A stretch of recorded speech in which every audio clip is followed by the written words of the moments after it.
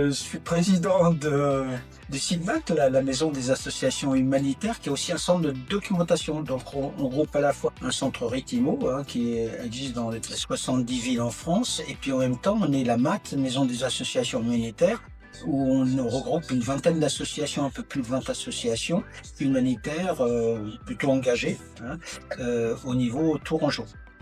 Je m'appelle Rosine, j'ai 21 ans, je suis une jeune Tchadienne et je suis venue en service civique international en France, à Tours, au centre d'information et de documentation Maison des associations humanitaires Touraine. C'était en 2018 que je me suis inscrite à l'université dans la faculté des sciences sociales et humaines, dont j'ai eu ma licence en gestion des ressources humaines. Quand j'étais à l'université, j'étais déjà membre de plusieurs associations dont on travaillait pour l'assainissement, les droits des enfants, le droit à la scolarisation des filles, la lutte contre le mariage précoce. Et donc je me suis dit, pourquoi ne pas aller encore plus davantage chercher à connaître les acteurs qui travaillent dans ce domaine. On a une stagiaire pendant un mois qu'on a prise parce qu'elle avait vraiment, elle perdait son année sinon scolaire. Et là, on est tombé sur une petite boule pétillante, vraiment qui est très très intéressante, qui nous a donné envie de retravailler avec des jeunes et en disant si c'est important, il faut y aller, et puis qui nous a stimulé aussi, et puis en même temps qui était très partante. Donc on a beaucoup aimé. Et on s'est dit après, alors, volontaire, oui, et pourquoi service civique international? Parce qu'on s'est dit, comme on est une structure quand même à dominante internationale, on s'est dit quand même ce serait pas mal de faire une dynamique internationale aussi, et donc d'avoir une volontaire solidarité internationale. Je pense que c'est peut-être pour d'autres associations ou groupes, etc., qui travaillent comme ça, c'est important. On s'est dit, ça favorisera les cultures. Et puis l'autre aspect aussi qu'on avait, c'était de dire, c'est important que les cultures du Sud nous interpelle sur la façon dont on travaille. Je passais, donc il y avait une voisine qui était juste là en train de parler des services civiques. Elle m'a orientée vers France Volontaire qui recrute les jeunes en service civique et je me suis allée. Dès que j'étais allée, ils avaient déjà lancé un avis pour le recrutement et donc j'étais revenue faire mes dossiers et voilà, je suis partie postuler et ma candidature était retenue. Ma motivation est que dès mon bas âge, je commençais à m'intéresser dans des associations, à travailler, à me mettre au service des autres, des jeunes, bien qu'avec des adultes aussi. Et je me suis dit pourquoi ne pas me frotter au monde extérieur, pourquoi aller à l'international pour plus m'affirmer et acquérir de nouvelles expériences et de nouvelles compétences. On est une association qui gère beaucoup le Festival des Solidarités, mais au lieu de le gérer sur 15 jours, on le gère sur 4 mois à peu près. Et ça veut dire qu'on a beaucoup d'actions. On a plus de 70 actions en général depuis 2 ans. Et donc ça veut dire que là déjà il y avait besoin d'un appui. Alors la personne allait arriver au mois d'octobre, nous on commence en septembre, donc tout le travail préparatoire se fait avant. On savait qu'elle allait arriver dans une dynamique où c'était déjà bien entamé. Mais on a une façon de travailler où on se laisse beaucoup interpeller par ce qui se passe sur le terrain et tout ce qu'on a prévu, on peut le changer sans aucun problème, on peut développer d'autres choses, on peut rayer des choses, etc. Enfin il n'y a aucun problème là-dessus.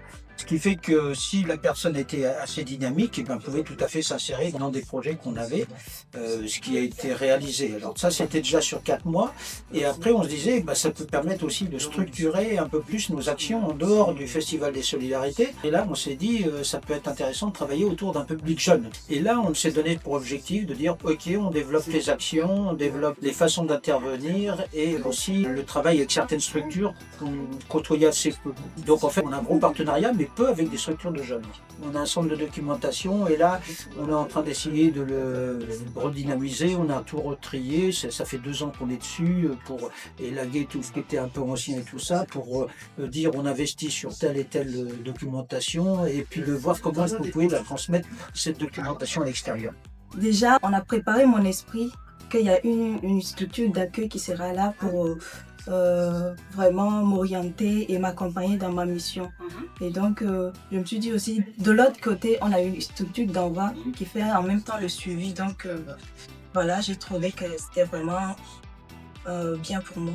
Ce qui m'a plus excitée parce que j'ai vu l'activité Festival des Solidarités, je me suis dit, je vais aller peut-être rencontrer beaucoup de jeunes, beaucoup de gens pour qu'on fasse plus d'activités dans le domaine des objectifs de développement durable. Pourquoi ne pas se lancer dans ces genres d'activités? J'ai vu ça, je suis allée sur le site de Festival de Solidarité parce qu'il y a mon tuteur d'ici qui parlait souvent de Festival de Solidarité.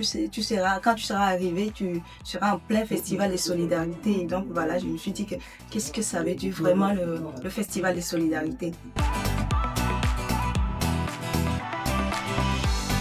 Alors il y a deux choses, parce qu'il y a à la fois des actions qui sont nées par le CIDMAT et il y a des actions aussi qui sont nées par des associations qui composent le CIDMAT. Et nous, ça ne nous gêne pas, on travaille indifféremment avec l'une avec l'autre.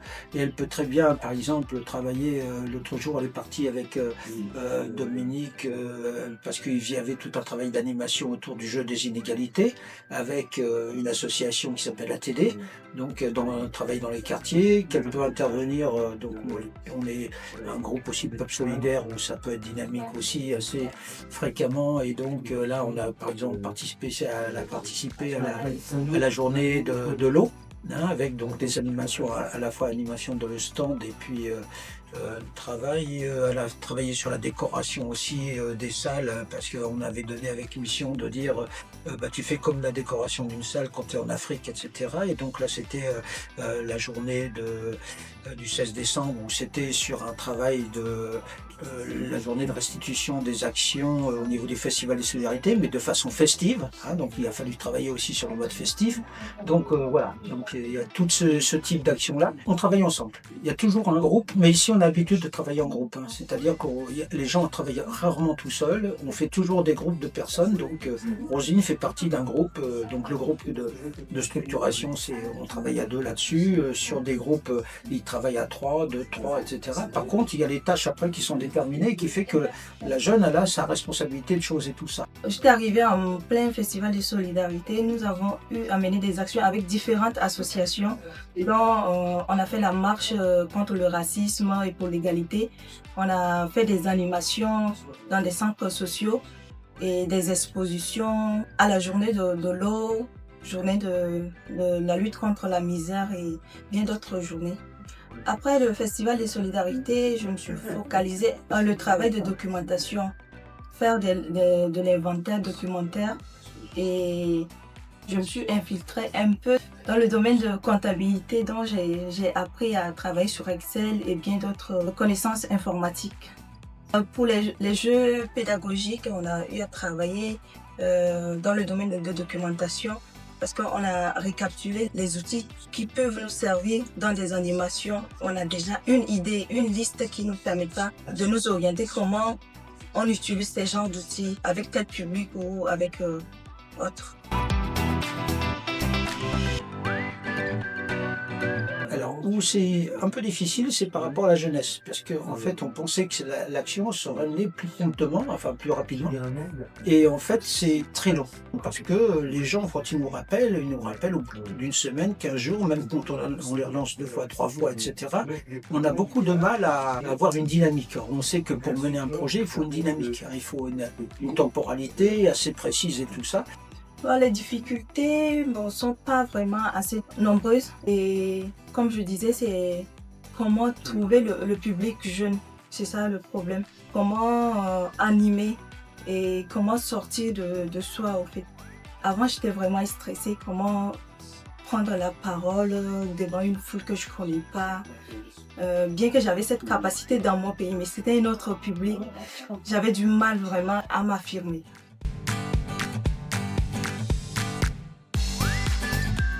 Par contre, ça nous a demandé quand même plus de présence, ça nous a mobilisé au niveau équipe, je pense, ça c'est intéressant. Hein. Et puis ça nous demande de suivre davantage les tâches et les actions, et ça c'est pas mal. Je trouve que c'est intéressant, parce que ça veut dire qu'on nous-mêmes, ça nous oblige un peu à garder un cap, à structurer nos actions, etc. Maintenant, j'ai développé cette compétence de prendre la parole devant les gens et de m'adapter très rapidement au public, même si je ne connais pas ces publics. Parce qu'avant, je suis vraiment stressée. Quand j'ai affaire à un public, je me suis dit que voilà, peut-être ce que je vais dire, ils ne vont pas vraiment comprendre, ou soit ça me gênait. Mais maintenant, avec l'aide de mon tuteur, je me sens vraiment à l'aise. Dans le sens organisationnel, j'ai vu que j'ai fait un pas en avant dans le domaine de l'organisation. Genre organiser des réunions, des rencontres, des AG, des réunions du conseil d'administration. Donc j'ai vu que j'ai vraiment développé cette partie et je développe aussi la façon d'échange avec les acteurs dans des associations. Je ne m'attendais pas vraiment à ces genres d'organisation, mais ça m'a appris à faire la différence entre l'organisation des activités d'un pays à un autre. Ce que j'ai appris, c'est beaucoup plus dans le domaine de l'animation. J'ai eu à découvrir beaucoup des outils pédagogiques, des outils d'animation, comme le jeu de Monopoly, des inégalités, la grande roue sur les ODD, les outils qui me permettent vraiment d'animer, quel que soit le public, jeune ou adulte. Solidarité internationale, joyeux et dynamique. Les trois mots, je vais dire qu'il faut avoir le courage, l'habilité et le dévouement.